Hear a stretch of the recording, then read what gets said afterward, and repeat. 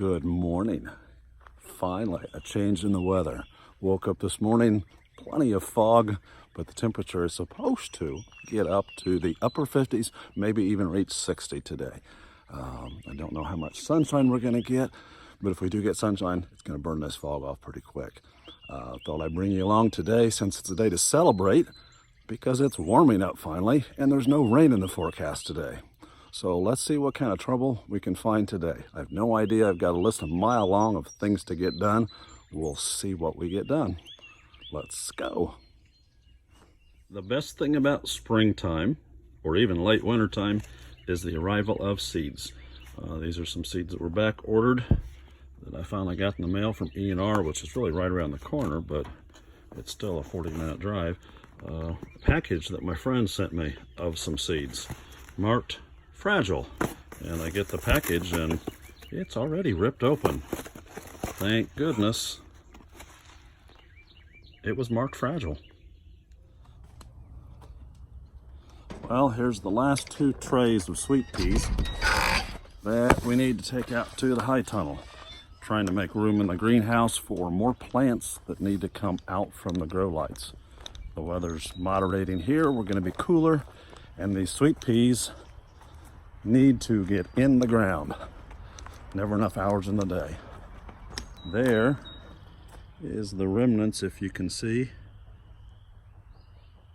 of the rhubarb patch. It got grown up in weeds last year. Now there's great English. It got grown up. Well, it grew up in weeds last year. So I'll be moving what's left of that and starting some more rhubarb this year. But the fog is burning off, it's warming up. The greenhouse and the high tunnel are feeling wonderful. And yeah, I've just not got the door in yet. Right now it's just cut plastic. But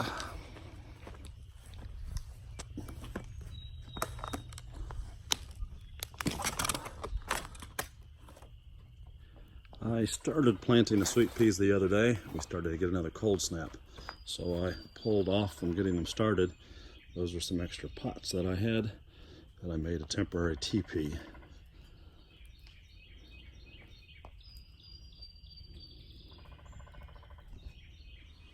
Enjoying the warmth and the sunshine in the greenhouse today. It's probably in the 90s. I've got the fan going, I hope you can hear, and the windows open in the greenhouse.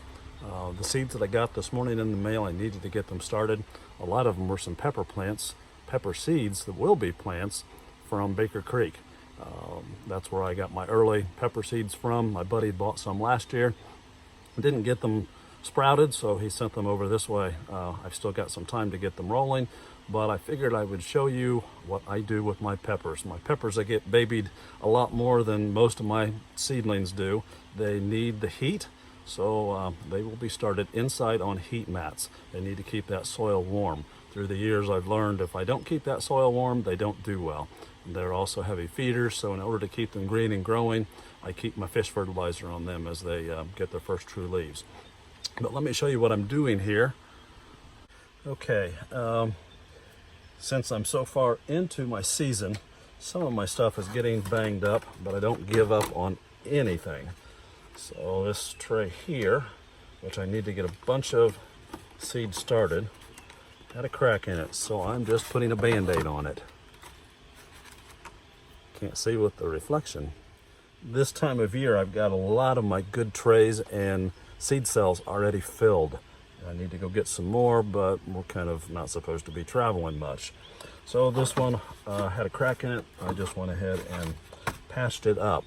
I need to get full advantage of the space that I've got, which means I have to pack as many seeds in here as I can until I can get out and get more seed trays, which I don't know exactly when that will be. Hopefully it will be soon. So I'm loading this tray up, and I'm actually going to start 8 varieties in this tray. I've already filled 1 tray up, and I keep it simple. I've cut these out of that foam poster board stuff. and I divide these up. I've got little dividers so that I've got 4 little chambers here. And one more down the middle. And I think I need to trim off one more here.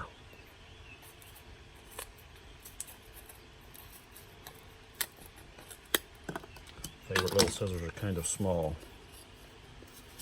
Squeeze this one in.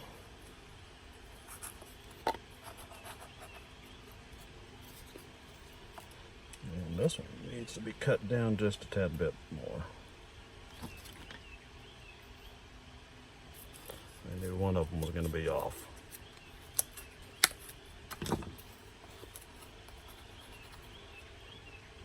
There, I've got 4. This is a little later than I would have liked to get my peppers started, but I've already got trays, 4 or 5 trays over there, like 300 plus pepper plants of different varieties that are, some of them are already blossoming.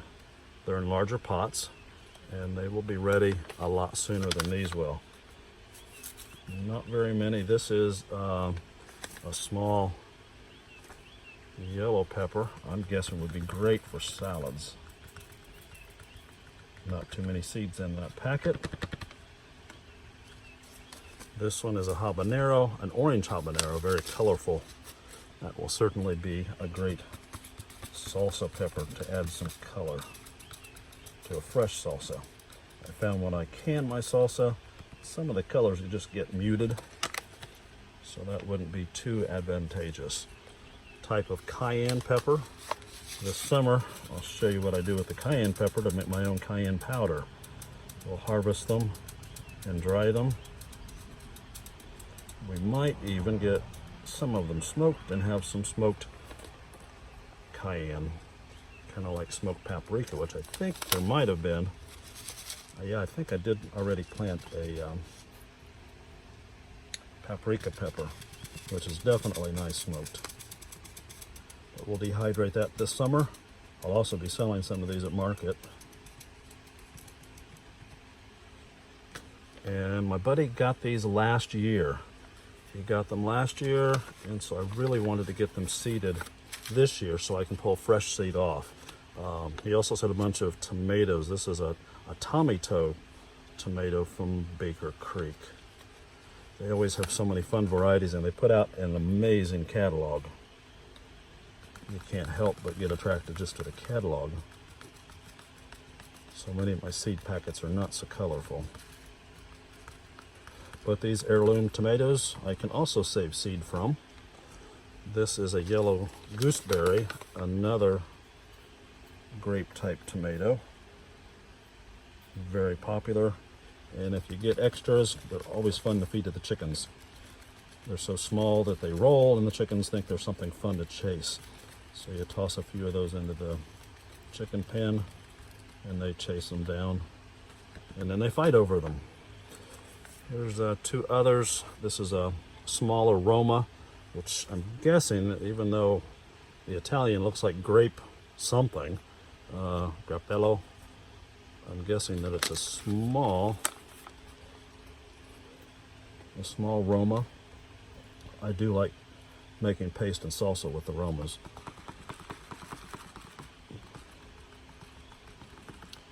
But this one I'm guessing is a little smaller than the Romas that I use for canning.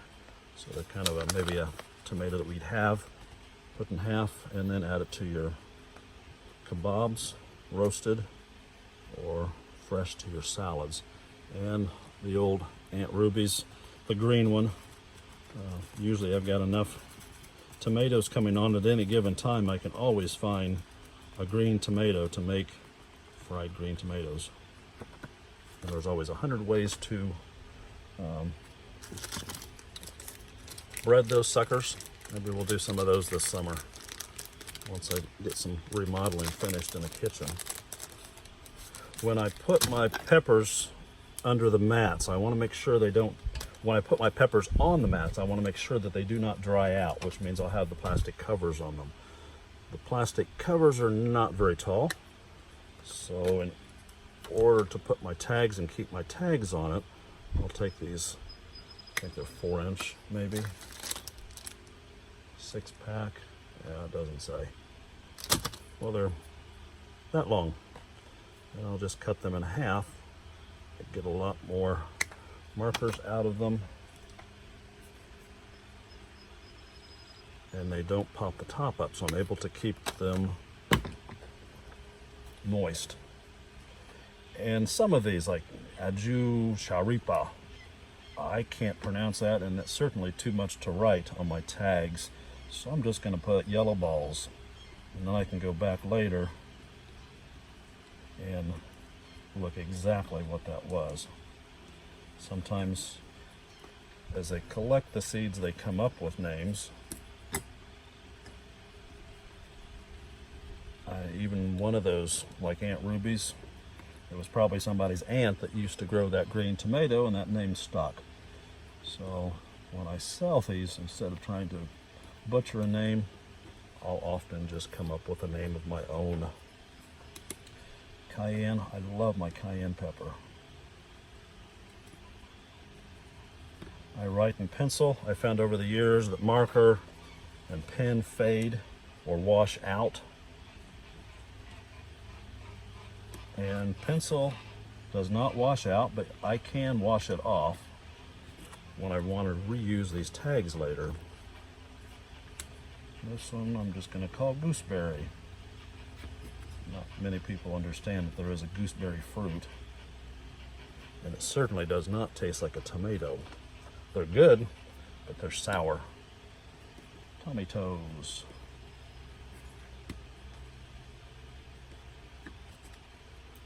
And this is a grape Roma.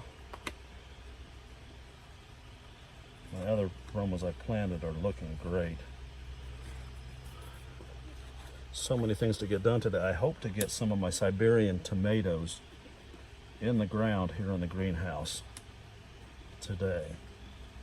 That would free me up another tray. The tray that we just did.